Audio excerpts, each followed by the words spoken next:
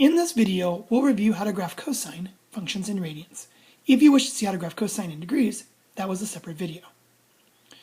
Keeping in mind that from our work with the Ferris wheel, we use cosine to measure the position of the high noon shadow. That is the shadow when the sun is directly above the rider and the shadow is directly below the rider. If we start the rider on the extreme right-hand position, we call that standard position, because that is where the positive x-axis is, the shadow would be directly below the rider, that is on the extreme right-hand side. That will be its maximum position. This is the furthest right, or on a graph, the positive x direction that the shadow will ever go. As the rider rotates to the top of the Ferris wheel, the shadow would go to its center position. It is directly below the center line of the Ferris wheel. From this center position, the rider rotates to where they're on the extreme left-hand side. On the extreme left-hand side, this is the furthest to the left the shadow will ever go. That is its extreme minimum position.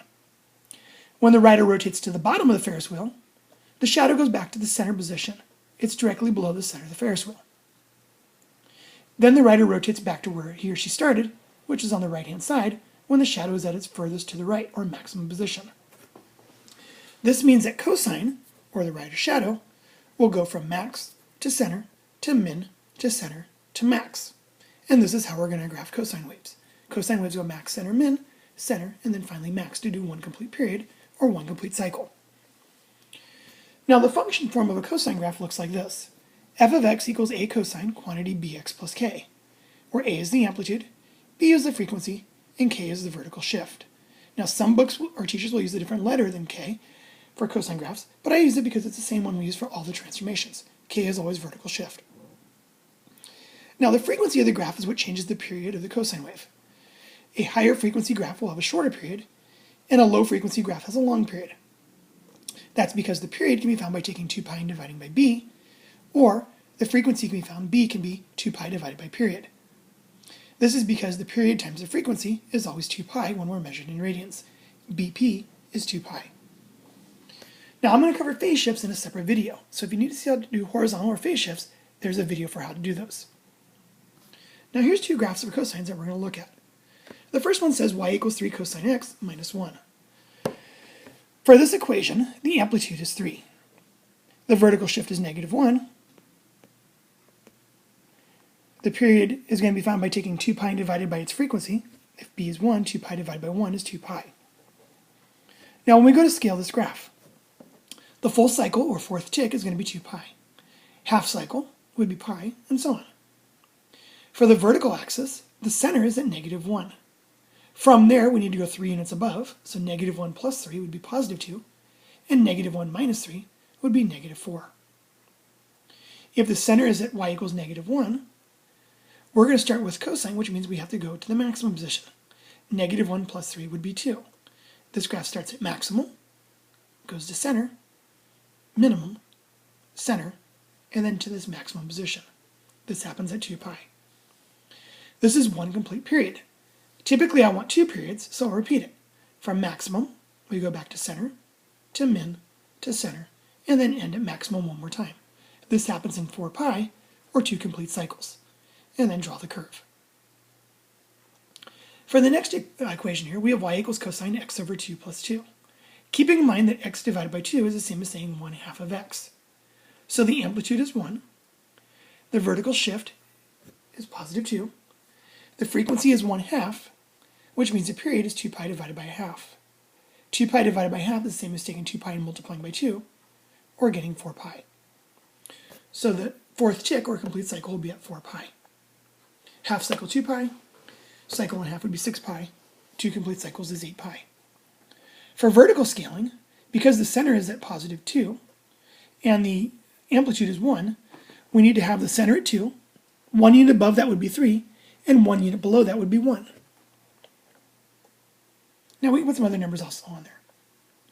Keeping in mind the center is 2, and we got to go 1 unit above and 1 unit below. So because it's positive cosine, we start at max, which is at y equals 3. We then go to the center where y is 2. Next comes the minimum value, the center, and the max. That would be one complete cosine cycle. To repeat it, we go from its max to its center, to its min, to its center, and then finally back to the maximum value. This happens in 8 pi. and then draw the curve. Now here's two more examples. Why don't you go ahead and pause the video, work these two out, and then resume the video when you're ready to check your work. I'll give you a moment.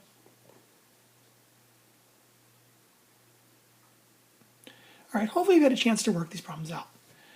For the third example here, the amplitude is 4. We say A is 4. It's a negative cosine. That just means it starts at minimum. The k is 0 because nothing is added outside of the cosine function. And then the period we're going to find by taking the frequency, which is 12, and taking 2 pi and divided by 12. This can reduce. 2 pi over 12 is the same as pi over 6, which means the complete cycle, or the fourth tick, is going to be pi over 6. Half of pi over 6 is going to be pi over 12. That means the half cycle is pi over 12. So if we count every half cycle, there'd be 1 pi over 12, 2 pi over 12, which is pi over 6, 3 pi over 12, which is pi over 4, and then 4 pi over 12, which is pi over 3, 2 complete cycles. The center is at 0, and the max is going to be at 4, and the min is going to be at negative 4 because the amplitude is 4. 4 units above 0 and 4 units below 0. Now because this is a negative cosine, we start at its minimum value. We then go to its center, max, center, and then end the cycle at the minimum again. To repeat the pattern, we start at the minimum, center, max, center, min, and there's our 2 complete cycles. So this becomes our cosine wave repeated twice. For example number 3, the amplitude is 1. The vertical shift, or k, is negative 4. The frequency is 1/3. Dividing by 3 is the same as multiplying by 1/3. So the period is 2 pi divided by 1/3. 2 pi divided by 1/3 is the same as taking 2 pi and multiplying by 3. So the period becomes 6 pi. That means the fourth tick, or 1 complete cycle, occurs at 6 pi. Half cycle at 3 pi, cycle and a half at 9 pi. 2 complete cycles is 12 pi. For the vertical scaling, we need to have the center value at negative 4. And then the max would be 1 unit above, and the min is 1 unit below. So if the center is at negative 4, 1 unit above that would be negative 3, and 1 unit below that would be negative 5. Now this is a positive cosine, so it's going to start at its max value, which in this case is where y is negative 3. It then goes to center, to min, to center, to max, and then we repeat it for one more cycle. So max, center, min, center, max, and then draw the curve. Thank you for watching this video, and hopefully it helped you understand how to graph cosine functions in radians.